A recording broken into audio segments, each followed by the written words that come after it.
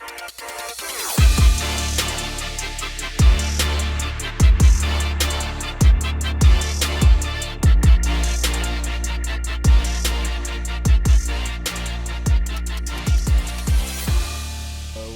up, Clipper Nation? And welcome to the Clip Service Podcast. Please make sure to find us on Spotify, Apple Podcasts, Deezer, Amazon Music, and YouTube. And you can also find us on Twitter and Instagram at Clip Service Pod. I'm Rolla, and this is my co-host, Nick. Let's get right into it. Let's get right into it indeed, guys. And speaking of into it, I think Dome. As of right now, the Clippers are undefeated at home still. Is that? Yeah. Undefeated at home. So, guys, the Intuit Dome is picking up. Sorry, I didn't hear what you said, Ro. What'd you say? How many games? How many home games have we had? 3? We've had 3. Yeah. We're 3-0 at home. So Clippers picking up where they left off last year. Clippers finished the year last season with a very good home record. It was largely important, for standings, and the Clippers, prior to having their own stadium, were kind of an iffy home court team. But so far, since the Intuit Dome has been a thing, Clippers have done a pretty good job at protecting the home court advantage. So that's always a good sign. Unfortunately, the first game that we're going to talk about was not a representation of, well, it was away, so it doesn't matter. But basically, the Clippers lost to the Warriors in a very repulsive fashion in the Bay, 98-79. This game was weird for a lot of different reasons. The first one being the one that most Clipper fans, including myself, talked about the most on Twitter and on social media, and that was Ty Lue elected to go with Bogdan Bogdanovic in the starting lineup again for the second time. As you may have remembered if you watched the last episode, that didn't really go well for poor Bogey. And the beat goes on and on, apparently, because Bogey started off this game pretty poorly. It was rough. It was rough from Bogey early on. His final stat line, we're on Bogey watch right now. His final stat line was 2 points, which I believe were scored kind of in garbage time. 2 points, 1 or 2 rebounds,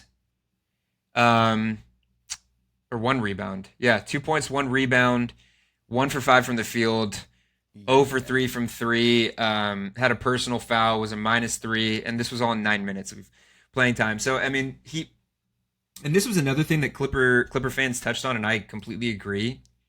If you're going to start Bogey, then at least after what you saw last game, at the very least, just write it out. Do it with your chest, because if you start the guy after having a really bad game and he continues to have a bad game and it gets the Clippers into this hole and then he only plays 9 minutes, what is that supposed to do for a guy's confidence and swagger, right?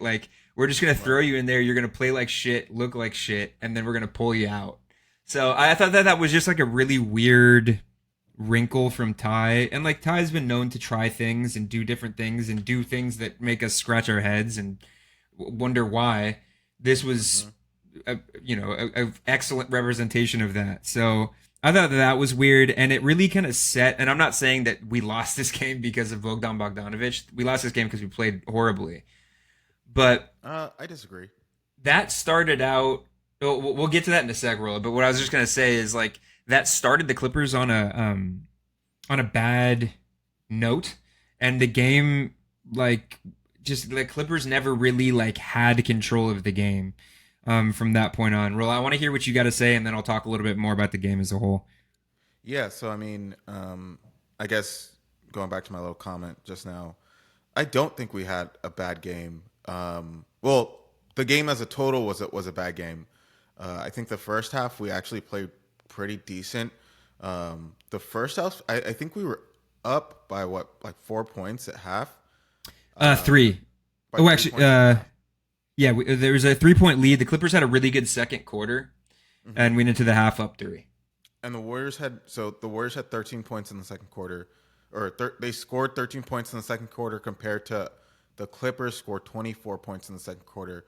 So I watched the first half, and like it didn't seem like we were gonna get torched. I was keeping up with the stats for the second half, and it just seemed like we completely collapsed. I even I even messaged Nick about James Harden not scoring a single point in the second half. I genuinely don't really understand what the fuck happened. The first half, it seemed like the Clippers were rolling. It seemed not, I wouldn't say rolling, but kind of getting into the groove of it, staying with the Warriors, not letting them go too crazy. The first quarter, the Warriors were balling a little bit, but we kind of held them in check. And then, everyone knows that the Warriors are a third quarter team, and for us to, I'm sure everyone in the Clippers organization knows that. I mentioned on the last episode how we've been rivals with the Warriors for years now, so we know what they can do and when they like to turn it on, and it almost felt like we just let it happen. Correct me if I'm wrong, but I believe we swept them last year in the We regular did, season. and that's what sucked too. It was like I think we had won the last 7 Right, matchups against them, including the that last game of the season where it was like had the right. huge playoff implications and everything. So we know what to do. We know how to beat them. It just felt like I don't know if we were just tired or what, but yeah, no one really did shit after in the second half. To be quite honest with you, I mean, not trying to sugarcoat anything, but I mean, you got to play all 4 quarters as hard as you can. You can't just Yeah. go out and play the first half and then kind of dilly dally in the second half. We scored 29 points in the second half, full as a team. That's completely unacceptable. 79 points total compared to the Warriors 98 points. I mean, that's pretty wild to me. But Nick, if you want to go on what caught your eye during this game. Yeah, I mean, quite a few things, but just to start, like you said, Rolla. I guess it's a little harsh saying that the whole game was bad because, like you touched on, not a good first quarter from the Clippers. Obviously, the bogey starting thing really didn't help. Second quarter, the Clippers it was 24-13. Went into the half with 3. James Harden went crazy in that in the first quarter to end the first quarter, and then kept it going in the second. I think he had 13 points in the first quarter. Like James Harden was really doing a whole lot for the Clippers. The problem was Kawhi got off to a little slow start, and actually Kawhi I believe, came out of the halftime break looking pretty good, and it was starting to look like the big three were kind of finding their groove. Zoo started participating. He had a putback. But the thing that I noticed was, and this is not I'm not trying to throw the bench or the role players under the bus, but the biggest glaring issue for me in this one was when James Harden went to the bench was when things really started falling, the wheels started falling off. It was really sad. There was I think it was in Chris Paul's first stint checking in for James Harden. He got a steal and was running the fast break with Brandon Pajemski trailing behind, and Chris Paul went up for a layup and got the shot just completely vaporized by Pajemski, and it was just it definitely showed Chris Paul's age a little bit, and there was just a lack of juice from the role players. Obviously, they weren't hitting their shots, but nobody was hitting their shots, and the Clippers just looked a little bit out of sorts when James Harden wasn't running the show. And I think a big part of that too is Bradley Beal didn't play in this one. He was still nursing his back thing. I think Bradley Beal's role is not going to be maybe as significant as Norm's was in terms of scoring, putting the ball in the basket. But I do think that his utility as a whole, particularly as a secondary ball handler, is going to be really, really vital for this team as long as he's in the starting lineup. When James Harden is getting rest, I think you can use Beal as a secondary playmaker. That's something that he can provide that Norm really wasn't able to. That makes up for maybe the fact that he can't score as much as Norm at this point in his career. So I think that was really felt in this one too. That the lack of on-ball juice that the Clippers had when James Harden was going to the bench, and James Harden looked gassed in this one. I mean, he was really pouring it on in that first half. So the adjustments were made at half. I think Nico started for Bogey. But at that point, the Clippers did have that 3-point lead, but it wasn't enough to be able to stave off the really cold shooting from the Clippers role players in this one. There was some sloppy play to start coming out of the break, and then the Clippers go down 15 again to end the third.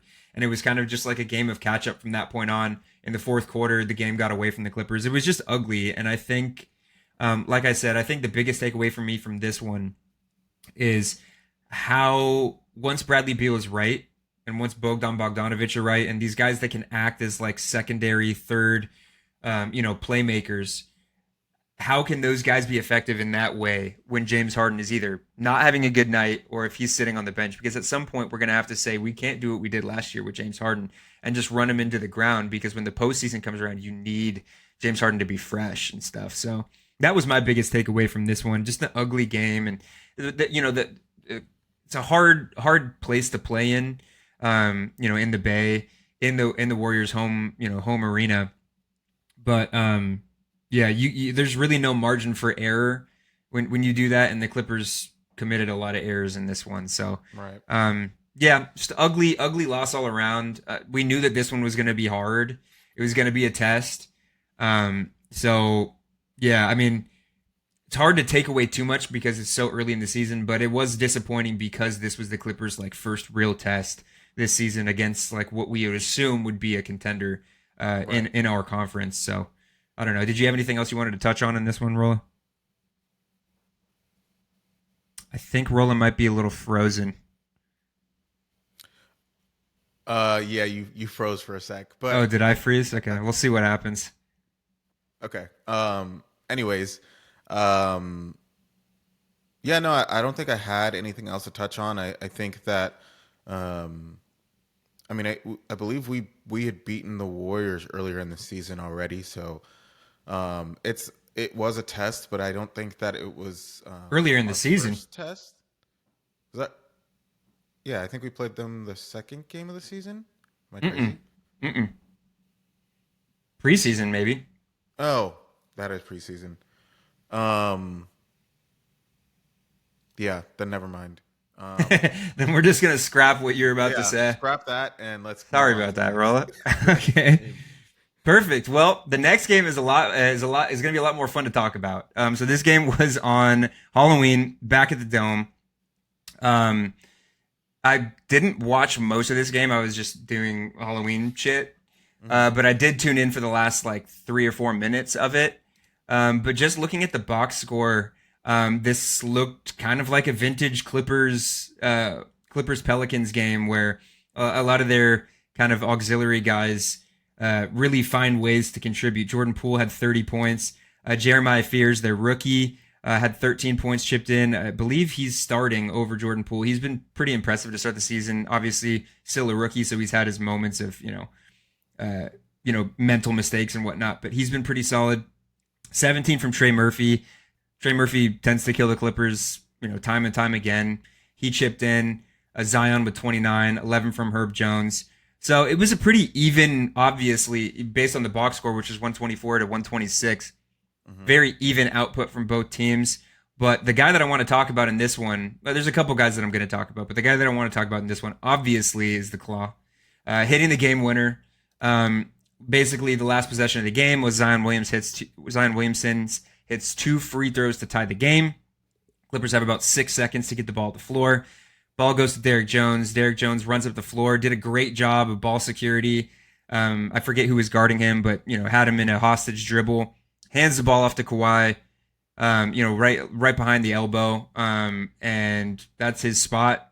Shot went up. I kind of assumed that it was going to go in before the shot even left Kawhi's hands. He was able to get shed his defender a little bit, get enough space. Bottom of the net. Clippers have a walk-off midi to end the game on Halloween. That was really cool. And it was cool that it was Kawhi, too, because, that's what needs to happen. Like, Rolla says it time and time again. Like, our stars need to be stars. They need to be able to make those big shots. And Kawhi rose to the occasion in this one. Was able to beat a team that's really kind of had our number the last couple of years. And maybe because it was on Halloween, we got some tricks and treats in the air. Maybe that was enough. Maybe that was enough to break the Pelicans curse, and the Clippers won't have as much of an issue with the Pelicans, who are actually still don't have a win this season. I think they lost today. Yeah, so that was part of the reason why I was so nervous going into this one. Yeah. But yeah, thankfully the Clippers weren't the ones to give the Pelicans their first win of the season. Outside of Kawhi, who had 34 points, great stat line from Kawhi: 34 points, 5 rebounds, 5 assists, 6 steals. There's vintage two-way performance from Hmm. Kawhi. 11 for 16 from the field. He was amazing in this one. 62% from the three-point line. Uh, as I said, Derek Jones is continuing to get the start. Did a really good job, like I said, with ball security in that last possession. Had 16 points. Good stuff from DJ. 14 from Zoo with 10 rebounds, or excuse me, 11 rebounds. James Harden chipped in with 24. Had a couple of highlight plays. 14 assists. Really, really solid. Did have the 4 turnovers, but with 14 assists, I mean that's pretty good stuff from James Harden. Bradley Beal did play in this one, played 21 minutes. Hopefully he can start ramping up his minutes restriction. It's actually something that he touched on a couple games ago, that his minutes restriction is kind of messing with his flow, which I understand. So hopefully once he sheds that minutes restriction, he can kind of get back into the scoring column, maybe chip in with double digits. But 9 points, that helps from Brad Beal. 14 points from John Collins, who's been really, really good off the bench so far in his Clipper tenure. Outside of him, though, not a whole lot of bench contributions outside of Chris Dunn, who is just continues to be a menace on the defensive end. Brooke Lopez, quiet game, 3 points. But yeah, I mean, really, the biggest thing to talk about in this game was that game winning jumper from Kawhi. The vibes were good after that one. It was Halloween. Clippers took the win in a really exciting fashion against a team that really kicks their ass. Has been kicking their ass for a couple seasons now. So that was awesome. Rolla, did you have any takeaways from this one? Yeah. I guess I'll just start by saying I don't think that this was the best game that the Clippers played. And I hate to be pessimistic, but No, let's hear it, baby. no, we fully were choking at the end of this game. Kawhi literally put on a Superman cape for Halloween and saved the Clippers from this embarrassing loss because we were up by 10 points at halftime. This is a Pelicans team that hasn't won a game this season yet. We were up by 10 points at halftime, and we pretty much led from the second quarter all the way down by about like 10, 15 points, all the way down to, a couple minutes at the end of the fourth quarter. Oh, see, I didn't And see all that. That yeah, sucks. it just seemed like the Clippers just wanted to choke this one away. The Pelicans just kept like staying within range, and they just kept staying in there. We'd go up by 15, they cut it down to 10. We'd go up by 15, they cut it down to 10. We'd go up by 16, they cut it down to 10. And then 5 minutes left, they started to chip away until they got to those free throws that Zion hit to tie the game. And that's why, I guess to kind of backtrack before that, Kawhi was low key choking, dude. He was low key choking. He had a costly turnover. I did see that, yeah. He had a And he costly acknowledged turnover that where, at the end yeah, of the game, where too. he basically just dribbled the ball out and gave the Pelicans the ball back. Zion had hit those 2 free throws to tie the game, which was the first tied, I guess, score since the first quarter. And then, Kawhi had to save us. I think that if this game, or if Kawhi had missed a shot, if this game had gone into overtime, I do think we would have lost this game. And it That's was fair. all honestly kind of a little bit of a bummer to see us, especially kind of going back to how Nick has like mentioned that we've always kind of lost these types of games to the Pelicans just for some reason their players kind of go off, and it kind of felt like that was happening again. And Yeah. I think that we would have lost in overtime had Kawhi not hit that big shot. But like I always say, like our superstars are there for a reason. They're not there to tie the game for us to lose the game. Our role players are there to get us to a point where it's even. What pushes our team above another team is Kawhi to hit these shots. We have someone to hit these shots and they don't.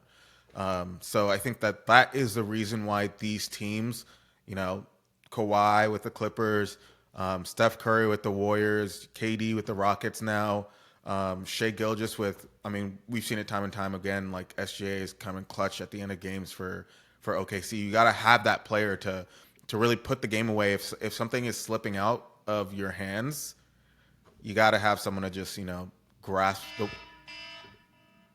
grasp Sorry, the win Rola's again. nuke alert is going off. Yeah, you got to have someone to grasp the win again, which I think that Kawhi was able to do. So, honestly, it was really, really cool to see Kawhi hit a game winner. I feel like it's been a minute since he's hit a game winner. I think The last one was against the Kings. Yeah, back against the Kings. So, it was really cool. I mean, like you were saying, right when he got into that spot, that like mid range jumper was cash. He hit like that little pump fake, and it was. I feel like he knew that it was cash the second it like left his hands. Yeah, Just it because felt he's that probably way. practiced that shot a billion times, dude. So, Yeah. yeah, I think this one was a good win. I think it was a sloppy win. I think it was one where we could have done better, but that's why we have Kawhi to hit those shots. Yeah, and I think Rolla and I talked about it too. Like right after the shot had happened, we were talking about the shot, and the role players did what they needed to do. Like we mentioned, Derrick Jones in that last possession doing what he needed to do. But I think these sloppy wins, games against the Pelicans or games where the Clippers just like aren't consistently great throughout the whole game, because this early schedule is so easy, and because not so easy, I shouldn't say that, but it's a lot easier than how it's going to be in about a month or less.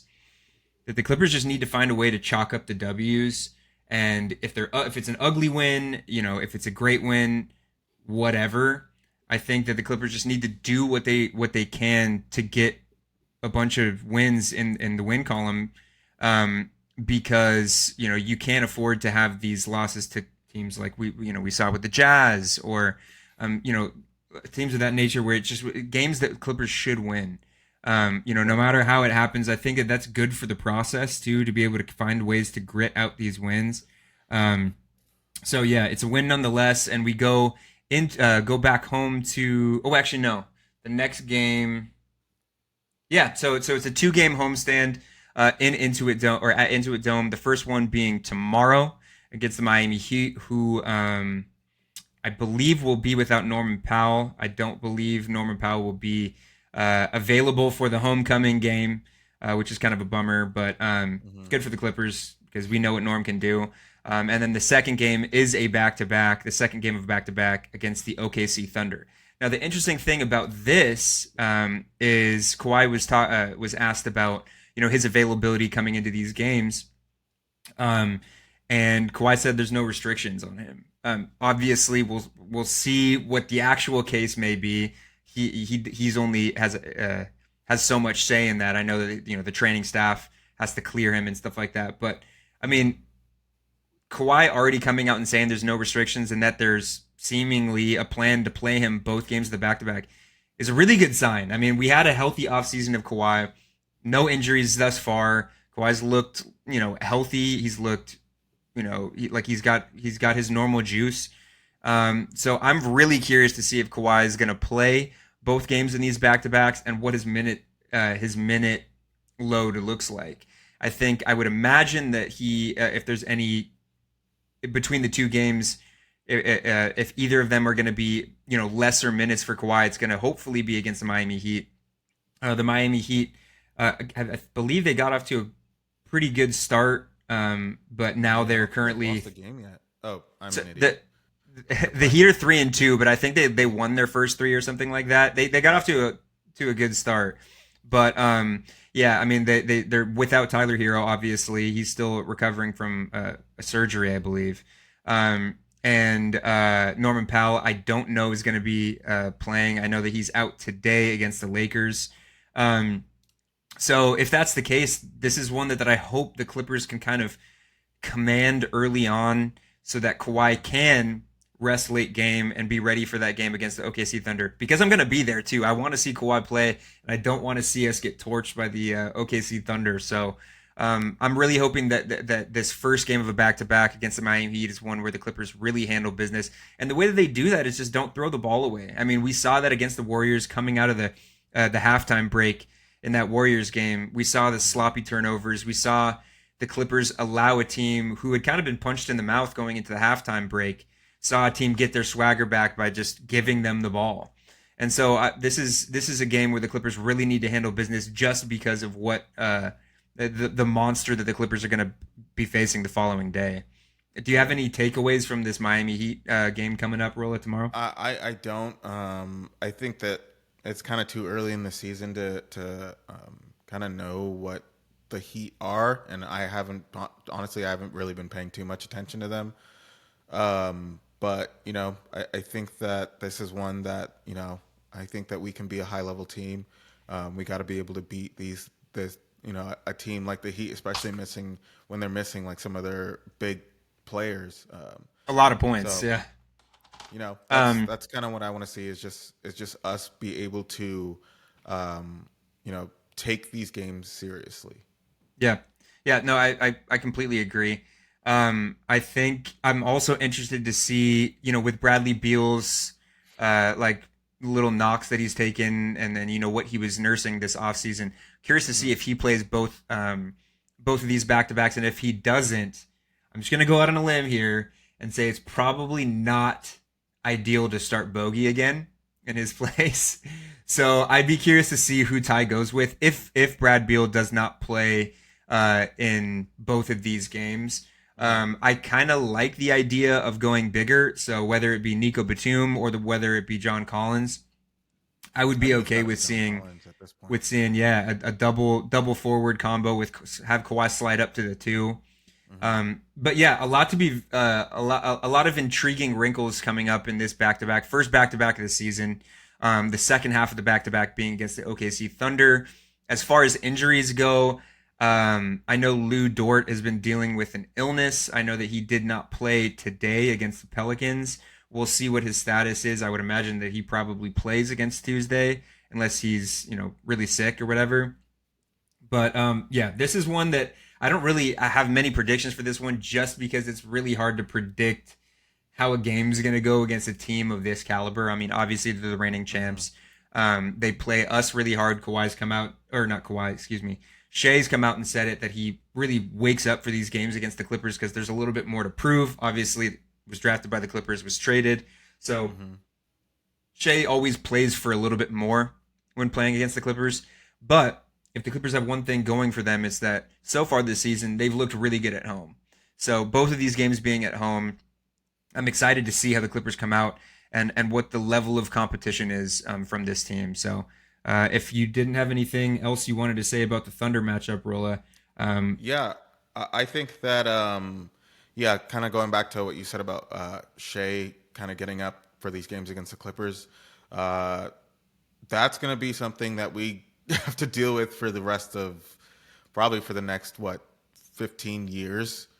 We'll see. Just because he's a generational type player. How everything went down with him is unfortunate. Obviously hindsight is 2020, but like being a fan of basketball, I love watching Shai.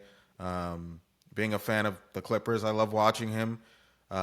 So it's just cool to see a player kind of have that venom towards the Clippers, and the Clippers got to have that venom back towards him if we want to beat the team that he leads. I mean, the dude is a champion, Finals MVP, MVP of the league, is on the best team in the league, 7-0. Like, let's send a message that we're just not a team to be messed with. Sure, congratulations. You can talk shit on TV or on whatever Netflix show you like. Do you congratulations? You're the man of the NBA right now. But like we need to come out and send a message back, and sure, that message needs to be like we're about this shit. Like we have players that can compete also, because there's a good chance we see if we're in the playoffs, there's a good chance we match up with them. Can we go 7 games max with this team? I think we'll find out in this game. I mean, everyone should more or less be decently healthy. I guess the stars should be more or less decently healthy. So we'll kind of see what James Harden brings, what Kawhi brings, and what the Thunder brings, and hopefully we can come out of this with a win. Yeah, absolutely. I would love to see Chris Dunn on Shai. My only problem with that is Shai loves getting to the line, and Chris Dunn is a very physical defender. So I think, aside from just like trying to guard Shai, I think even more so just keeping Shai off the free throw line, because that's been a way that he's burned us in the past too, and obviously every other team in the league. But defend without fouling, I think, is the biggest thing in this one. But yeah, as it stands right now, the OKC Thunder are undefeated, 7-0 so far. So it would be really nice for the Clippers to hand them their first L. So we'll see what happens. We'll be able to talk about it next episode. But if that does it for previews, or excuse me, for recaps, then we are going to jump right into previews. Or excuse me. No, that was no. We're in previews. We got 2 more. Guys, it's a Sunday. Sorry. Yeah. So yeah, that was previews. We're gonna take a quick break and try and gather my thoughts for a second, and then we're gonna jump right into a little segment that we're gonna talk about some predictions that Roland and I have coming up for this NBA season. So we will be right back after this break. Okay, guys, hold on 1 second. That break, that was just a pump fake of a break. That was a fakie, bro. Yeah, Roland made it very clear that we still had a couple games to preview. I was just in a flow state. But we are back for a second, and then we'll take another break. But yeah, so the other games that we need to preview are actually against 2 games against the same opponent. The Phoenix Suns, who the Clippers have already seen earlier this season, got the win 129-102 in the previous matchup against the Phoenix Suns. First of which is going to be in Arizona. Rolla will be at that game, so hopefully Rolla can bring the good vibes to that game.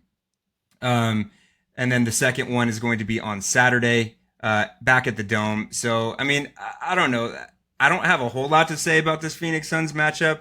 I do think that at any point in time, Devin Booker can burn any team. I mean, he's a talented dude, but there's just something missing from this Suns team. I don't think Dylan Brooks will be playing in this one. The Suns, as it stands right now, are in this kind of weird purgatory where they still have the personnel to compete, not maybe for a championship, but to be competitive. But they have these group of young guys that, you know, they're trending towards a rebuild. I imagine that the Clippers should try and handle business in these ones. I don't necessarily think that they're going to win both of them because it's really hard to beat a team 3 times in a row, especially this early in the season. But I don't know. What are your predictions for this one, Rolla? Yeah, so I mean, I think that if we see the Clippers team that played against the Warriors in the first half, the Clippers team that played against the Pelicans in the first 3 quarters, I think that these 2 Suns games should be, you know, pretty solid wins for the Clippers. Like you said, you really don't know, and it is really difficult to beat a team that many times within a short amount of time. But, you know, I think that we can do it. I don't think the Suns are really on our level at this point in time. And they're also missing Jalen Green. So, I mean, that's a huge piece. I don't even know what is wrong with him. I guess he had his hamstring or something like that. Let me check. Either way, something's going on with him. Yeah, it appears to be a hamstring injury. Yeah. Didn't play today against the Spurs, so I don't know. I wouldn't expect him to play. I'm not tripping on the Suns too hard. Like you said, Devin Booker can always go off, but even if he does go off, I mean, it's a team sport for a reason. Sure. I don't think that he himself can be our current Clippers team. But they should be good games. Both games should be really, really good games, and I'm pretty excited to be going to the game on Thursday. First game of the season, yeah?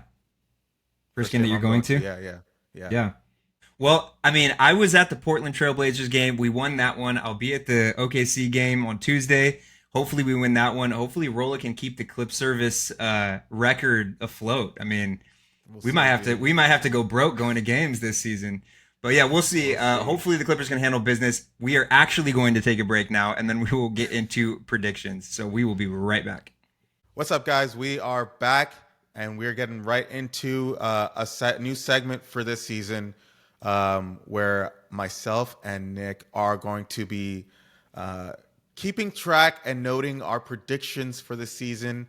And we have a board where we're going to put up some post-it notes just so we can keep ourselves accountable, and you guys can keep us accountable also. Can't catch us slipping. Sure to comment or send us a DM on whether our predictions make sense, or if you guys and even if they don't make sense, a comment. But Nick, you can start first with your predictions. Oh, thank you. Okay, my first one is that the Defensive Player of the Year for the 2025-2026 NBA season is none other than Ivica Zubac. Damn, dude, I'm predicting that hot take. I don't know, man. With Wemby in the fold, I feel like Zoo is definitely an underdog. So that is my first prediction. We'll see what happens. I'm fairly confident about that. It's probably gonna bite me in the ass, but here we are. Second prediction is the Charlotte Hornets, the lowly Charlotte Hornets will be a play-in team. Whoa! Whether or not they make it out of the play-in, we'll cross that bridge when we get there. But I think this is the year. Bruh. I think this is the year. This it's not a hot take. This isn't hot take, shot take. You're giving hot takes, dude. I don't know, man. You gotta have one prediction that comes true. Dude, I'm gonna be 2-0. You'll see. All right. Now the last one. I don't know how I want to arrange this. I'll put this right here. Now my last one is back with the Clippers. The Clippers will finish the regular season as a top 3 seed for the first time since 2014-2015, where they clinched the 3rd seed in the West. So that is my third one, marked on a purple sticky note. Nice. Going right on the board. All right. You guys see it here? You guys see it right there? The proof's in the pudding. I do. I think that third one is realistic. The other two, I don't know, dude. I think a lot of the awards in the NBA are very politics driven, and I don't think Zoo has enough clout per se to. That's true. That award. That's true. That's why it's a. That's why I'm always bold with these. It's a hot take. That's all I'm saying. What was your first one? What was your first prediction? The first one was DPOY Zoo. Second one was Charlotte Hornets making the play-in. Oh, and the third one was the top 3 seed for the LA Clippers. Is LaMelo Ball even? Is he bad? Is he? Probably not. His ankles are made of angel hair pasta. But let me see. Let me see what the Hornets injury report is, and I might feel a little bit less. No, he's played. I think he's played. I haven't heard anything about him. I hope so. Okay, yeah, ankle's been ruled out Sunday against the Jazz, so he hasn't played. Brandon Miller's dealing with a shoulder injury that apparently he had to get a second opinion on because the first opinion was not good. So, I don't know. Ryan Kalkbrenner, their rookie, has been playing really well. They have young talent. Brandon Miller, obviously, if he can get back. LaMelo Ball, Miles Bridges is a piece of shit, but he's been good for them. Mm-hmm. I don't know. I'm not a believer in them making any noise if they even did make the playoffs, but I think that they're a play-in team. Okay. I have a good feeling. All right. Let's hear yours, Roll. I'm going to write these down. So we'll see. So my first prediction, I'm going on the same path as you with the Defensive Player of the Year. My prediction is Wembanyama is going to win DPOY. That's solely because he is a safe bet. Monster juggernaut in the paint. So much so that players don't even attempt a layup, don't even attempt a shot in his vicinity. And I don't think you get that with any other player in the NBA. So I think that this is his year. This is his 3rd year in the NBA, I believe. 3rd year? 2nd year? This is second, I think. Is it? No, this is 3rd year. Am I tripping? This is okay. Okay. Yeah, he was. He won Rookie of the Year. Who won Rookie of the Year last year? Okay, hold on. Now you're Sure. gaslighting me now. I'm not now. Not anymore. I could have sworn he played Victor 2 years already. Wembanyama. Victor Wembanyama was drafted Isn't that Harper, dude? in Wasn't he the 2023. number one pick last year? No, Harper was drafted this year. Yeah, I'm thinking. He was the second pick this year. What? So yeah, Wemby was drafted. Wemby was drafted in Oh. 2023. Oh, see? Wait. All right. So, yeah. Hold on. I don't believe this. Yeah. Okay. This is his third year. You froze for a sec. What did you Anyway. say? Oh, I said I was just tripping myself up. This is his third year. Can you hear me? Yeah, I'm not hearing anything Guys, from you. we're having a tough time here on the Clip Service Okay, Pod, yeah, guys. now I can hear you. Now I can hear you. Okay, there we go. What'd Can you hear say? me now? Yeah, I can hear you. Yeah, I can hear you. I said you are right. This is his third year. Okay, cool. Yeah, I think this is Anyway. his year where people finally start giving him shit and start like respecting him as a player. So I think he's gonna get this award and then hopefully MVP in the future. Yeah, okay, so I have it here on this post-it note. I tried to draw an alien on this post-it note for those of you watching on YouTube. It looks a little bit like a piece of shit. So, it does, bruh. yeah, so It's all good. It's all good. We know. yeah, we get the idea. So that one's going on the board, guys. On the board. Now, Rolla, what is your second prediction? My second prediction, kind of going on this path with awards for the year, I think the player that is going to win MVP this year has been long forgotten, but is someone that has not declined in skill. And his name is Giannis Antetokounmpo. Ooh, I have him as my MVP too, but that is a Yeah. separate thing.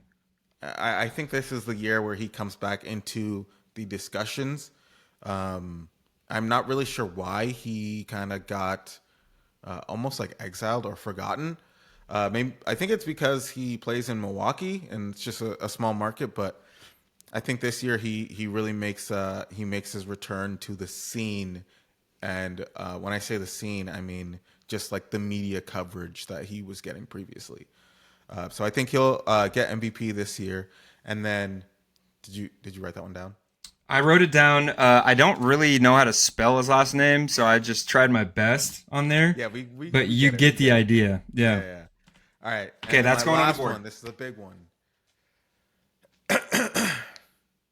Let's hear it. I'm so My ready. last one is we see an OKC Pacers rematch in the finals. Okay. After watching the double overtime game, How in the fuck is that going to happen? They don't have Halliburton. they don't need Halliburton. That's what I'm trying to say. They played a couple games in the finals without him. We saw the matchup double overtime to start the season. I think that they're a team that is still really, really fucking good. I think Damn, Siakam that's is really gonna, hot. I don't think it's hot at all. I think Siakam is gonna really, really take the reins on this team and prove that he can be a number one type of player. And I think they're going back. I genuinely don't believe that there's another team in the East that can convincingly beat this Pacers team in a 7-game series. A Pacers team that just went to the finals last season, that knows what it takes to get there. The Pacers have guards that can ball and will ball and defend, and they have really, really good players that know their role. And I just think that I just don't see any other team in the East that can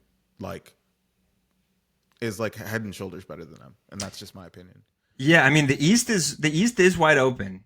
I'll give you that. And so far the standings are weird. You got the 76ers who don't have Paul George, don't have Jared McCain, Embiid's, in and out of the lineup. Yeah, he's Embiid.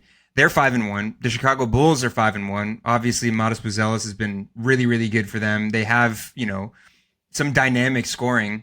Josh Giddey's been really good. They're still waiting on Kobe White.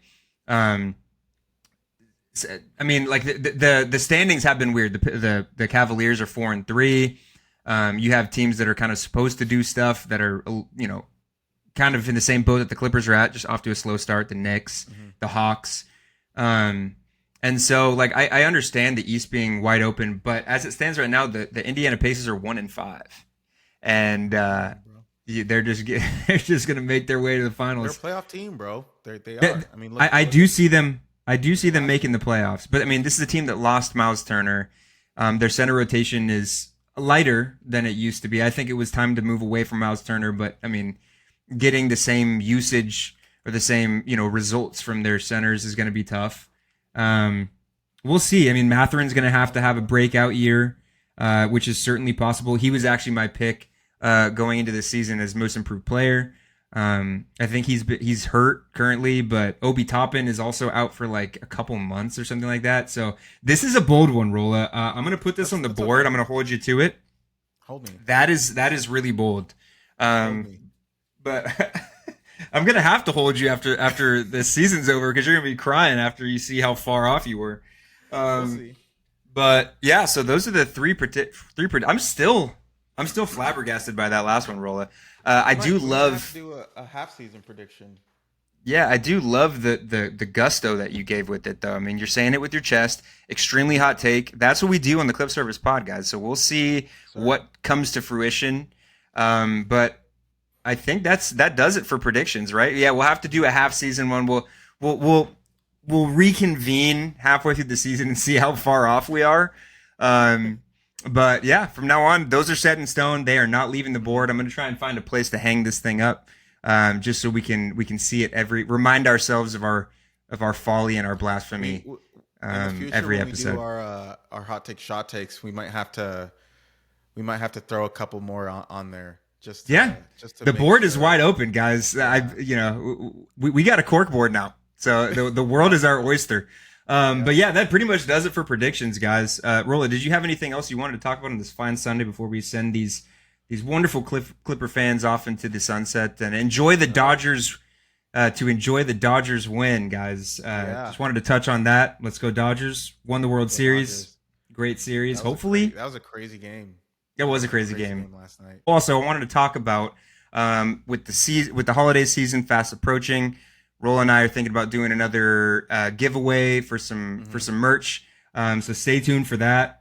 We plan on doing that, closer to like Thanksgiving. So we will let you guys know what the details are of that sweepstakes when the time comes. So yeah, that pretty much does it for this episode of the Clip Service Pod, guys. Thank you so much for tuning in. It has been an absolute pleasure. You can watch us on YouTube. You can listen to us on Spotify, Amazon Music, Apple Podcasts, and on Deezer. Give us a follow on Twitter and on Instagram at Clip Service Pod. Comment, like, subscribe. Let us know what you think of the pod. Let us know what you think of our crazy predictions. And we will be back to you for you guys probably next Sunday with hopefully some positive news on this stretch of games. So that about does it, guys. Go Dodgers and go Clippers. Go Clips.